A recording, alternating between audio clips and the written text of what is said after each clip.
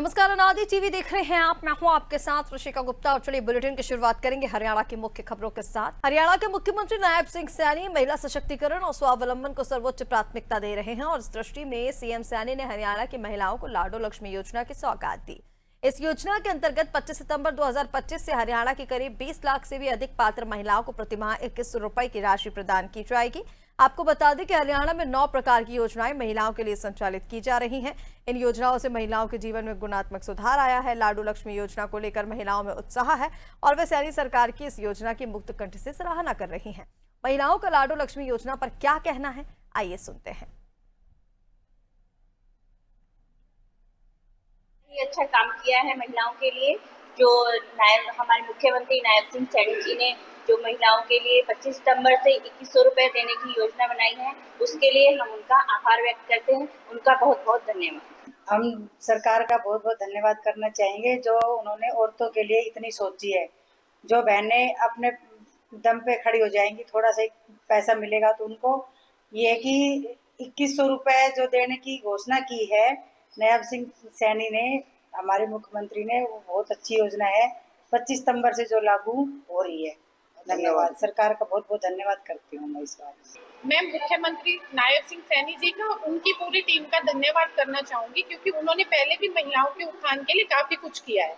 तो अब रिसेंटली उन्होंने भी 2100 रुपए की घोषणा दोबारा की है महिलाओं के उत्थान के लिए, जिससे उनको हेल्प मिल सके। कई महिलाएं ऐसी हैं जो अपना पालन पोषण ढंग से नहीं कर पाती, तो उनके लिए काफी अच्छा होगा। कई बेरोजगार हैं, कोई विडो है, कुछ है, तो उनके हिसाब से अच्छा किया और हम सब मिलकर उनका धन्यवाद करते हैं।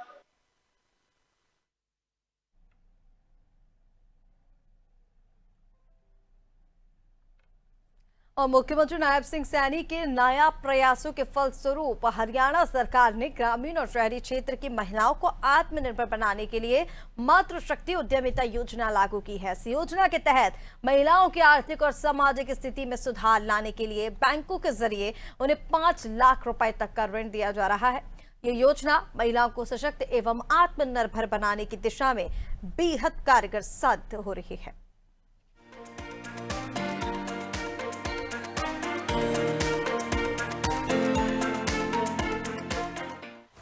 मातृशक्ति उद्यमिता योजना के अंतर्गत जिन महिला उद्यमी की पारिवारिक वार्षिक आय 5 लाख रुपए से कम और आवेदन के समय आयु 18 से 60 वर्ष के बीच है, उन्हें आत्मनिर्भर बनने के लिए 5 लाख रुपए तक का ऋण दिया जा रहा है। इस योजना के तहत समय पर किस्त का भुगतान करने पर 3 वर्षों तक 7% ब्याज अनुदान राशि हरियाणा महिला विकास निगम दे रहा है। योजना के तहत डेयरी उद्योग विभाग की सूची में शामिल नकारात्मक गतिविधियों और KVIB को छोड़कर अन्य सभी गतिविधियां शामिल हैं। कितनी बुरी परिस्थितियां आई है, मैंने हमेशा उस चीज को साइड में रखते हुए मैंने ये सोचा कि मुझे आगे कुछ करना है। मुझे फिर महिला विकास निगम से जो लोन मिला है और उन्होंने मेरे काम को आगे बढ़ाया और लोगों को दिखाया है ना, उससे मुझे बहुत खुशी है। इन गतिविधियों में यातायात वाहन के तहत ऑटो रिक्शा, छोटा सामान ढोने के वाहन, 3 व्हीलर, ई रिक्शा, टैक्सी, सामाजिक और व्यक्तिगत सेवा गतिविधियों के तहत salon, beauty parlour, tailoring, boutique, photocopy की दुकान, पापड़ बनाना, अचार बनाना, हलवाई की दुकान, फूड स्टॉल, आइसक्रीम बनाने की यूनिट, बिस्किट बनाना, हैंडलूम बैग बनाना, कैंटीन सर्विस आदि काम शामिल हैं। प्राइवेट में तो आपको पता ही है, लोन लेने जाओ तो बहुत ज्यादा वो लगता है ब्याज वगैरह। मुझे किसी ने बताया कि महिला विकास निगम के द्वारा मुझे लोन मिल सकता है। मुझे नीड थी 3 लाख रुपए की बेसिकली। फिर मैंने महिला विकास निगम में अप्लाई करा, वहाँ अपना फॉर्म फिल किया और मुझे वहाँ से 3 लाख रुपए का लोन अप्लाई हुआ इस योजना के तहत। उसके बाद जब मैंने 2 लेडीज को और जोड़ा, मेरा काम बढ़ा, तो मेरा कॉन्फिडेंस ऑल बिल्ट हो गया बहुत अच्छे से। एक अच्छा फील होता है कि मैंने बहुत अच्छा काम किया। इस योजना के तहत ऋण प्राप्त करके महिलाएं स्वरोजगार स्थापित कर दूसरे नागरिकों को भी रोजगार प्रदान कर रही हैं। ये योजना महिलाओं को सशक्त एवं आत्मनिर्भर बनाने की दिशा में बेहद कारगर सिद्ध हो रही है।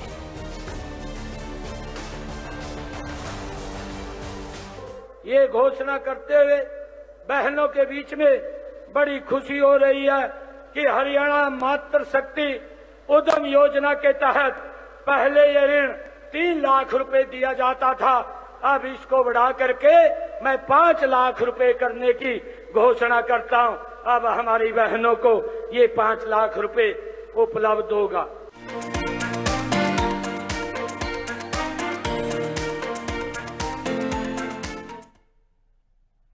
और हरियाणा के मुख्यमंत्री नायब सिंह सैनी दिल्ली और गुरुग्राम 3 दिवसीय दौरे पर हैं। दौरे के पहले दिन सीएम सैनी जीएसटी काउंसिल की 56वीं बैठक में शामिल हुए।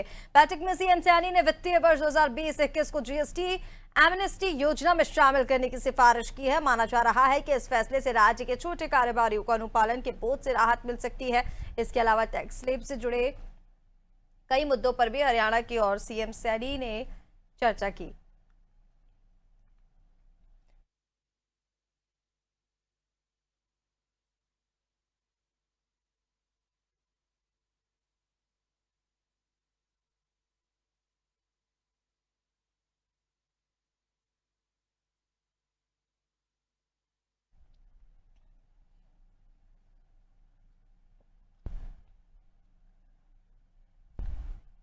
और इसी के साथ ये बताया जा रहा है कि इस फैसले से राज्य के छोटे कारोबारियों के अनुपालन के बोझ को राहत भी मिल सकती है। और इसके अलावा टैक्स स्लैब से जुड़े कई मुद्दों पर भी हरियाणा की ओर सीएम सैनी चर्चा की। आपको बता दें कि सीएम सैनी ने यह आश्वासन दिया है कि राज्य सरकार वित्तीय वर्ष 2020-21 को माल और सेवा पर एमनेस्टी योजना के तहत शामिल करने की सिफारिश कर सकती है। यह आश्वासन इस महीने की शुरुआत में हुई एक बैठक के दौरान सीएम सैनी ने दिया था, जहां पर सीएसएल ने छोटे व्यवसायों पर बोझ को कम करने, इसके साथ ही स्वैच्छिक जीएसटी अनुपालन में सुधार के उद्देश्य से प्रमुख अनुपालन संबंधित मांगे प्रस्तुत की थी।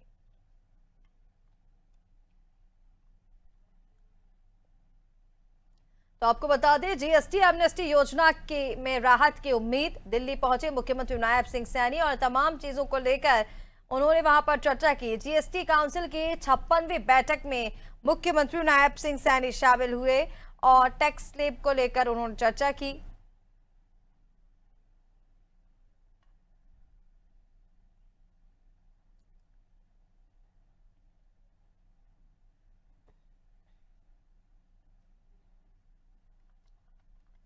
तो आपको बता दें,